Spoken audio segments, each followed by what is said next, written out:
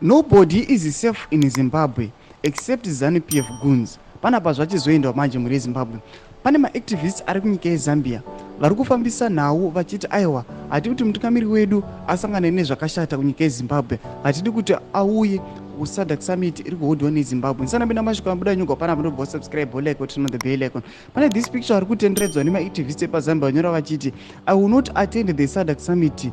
Zimbabwe is not safe for me, Zambian president. Anditika tikuona this post vari kuuya vataura mashoko ekuti how can the Zambian president kuti angava safe nyika yeZimbabwe. Tichiona kuti vagari venyika yeZimbabwewo havasitomborika kana safe, varingori safe, varingori vakomana vayo vamungoziva kuti vanhu veZANU-PF.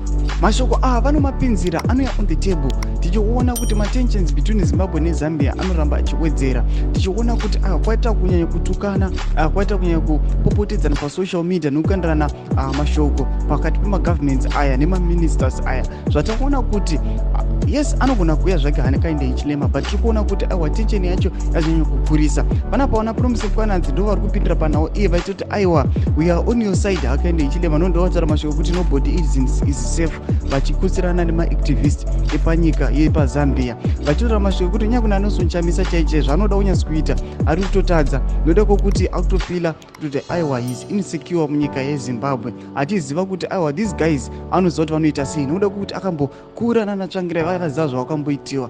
Kuti semafungiro enyu munoti kudii pamusoro pechitiko ichi? Pane comment section medu musangano subscribe kulike pamwe chete on the bell icon.